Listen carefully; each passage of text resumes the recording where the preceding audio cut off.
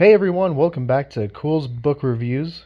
Since I'm out recovering from surgery, figured I'd try to read as much as possible. I mean, I got the free time, right?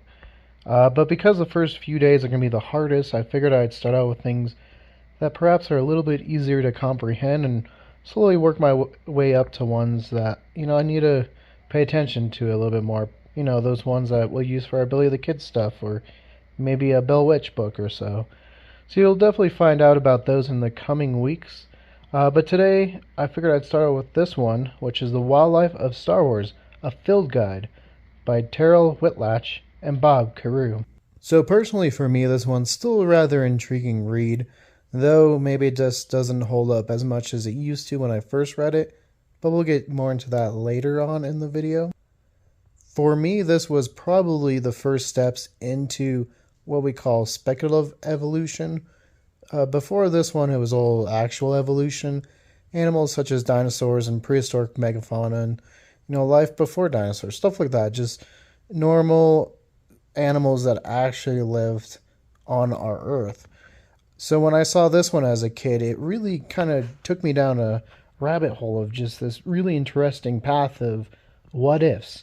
What if this happened? What if that happened? What if these animals actually exist? What would it take?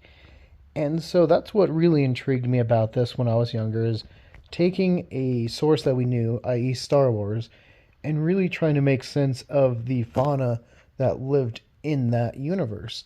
And so you definitely see some animals that you see throughout the movies. So this one definitely got me down the path of speculative evolution, like I had previously said. And I started getting into other media, such as like Alien Planet, which you can catch our review, link above. Or things like The Future is Wild. We also saw things like Expedition, which that one was based off of. There's also The World of Kong. Just like lots of other cool takes or forays into this world of trying to make a world that doesn't exist, but make it seem realistic. So let's look at the cover, the back, and the inside of the book. So we see the cover has this nice texture, looks like scales, and actually, I guess it's hard to see on camera, but you can actually feel between the scales, at least on this nice hardcover that I have. And then you got this nice little indoor dragon right here, right above the words. Kind of actually blocks the, but it's The Wildlife of Star Wars, a field guide by Terryl Whitlatch and Carrau. But like I said, pretty nice looking cover, definitely has that texture. Let's look at the spine. Here we see the spine continues that nice texture. We do see Lucas Books logo, and then just The Wildlife of Star Wars on the side, and then we got Chronicles book. The back is no different as far as that nice texture continuing, as you can see all the way down. Here's this ISBN if you need that. Perhaps you can find it. They are very hard. I don't think they're sold in stores, and they do unfortunately go for very high prices now on eBay. Luckily I got mine before I went up to those crazy prices.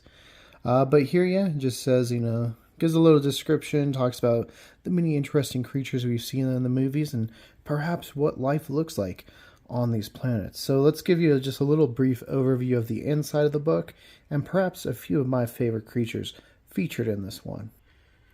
So here on the inside front cover, you can see a nice little size diagram of all the creatures, or at least some of them, because we'll go to the back and show you the rest of them. The front foreground is definitely closer because you can see this Bantha here, and we'll show you at the other side of the book.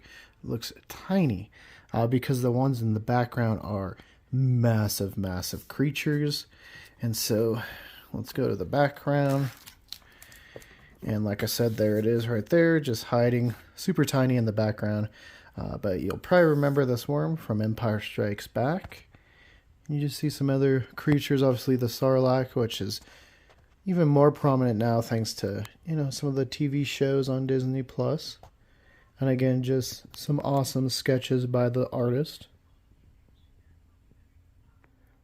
Quick flip through, you can just see wonderful drawings throughout the book.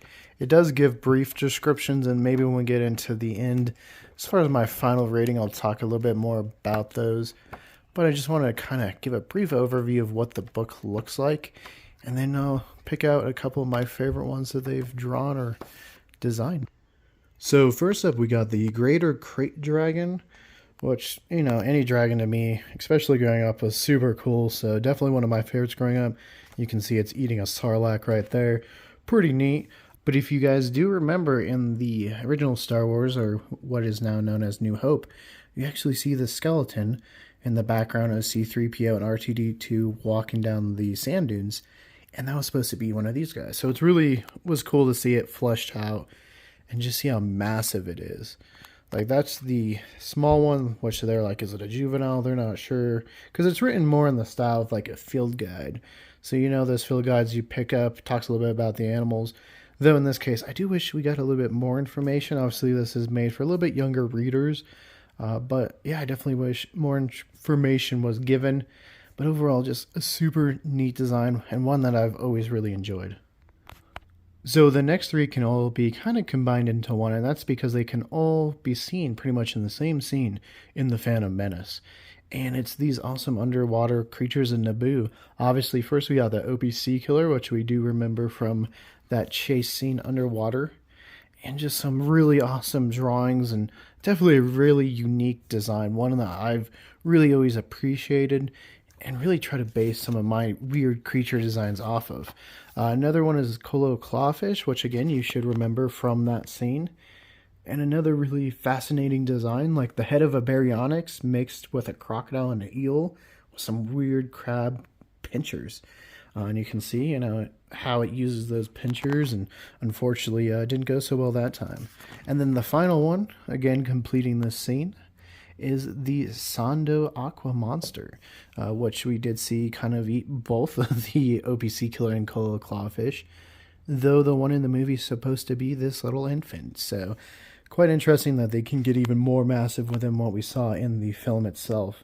And just another really unique design. One that I really, again, appreciate.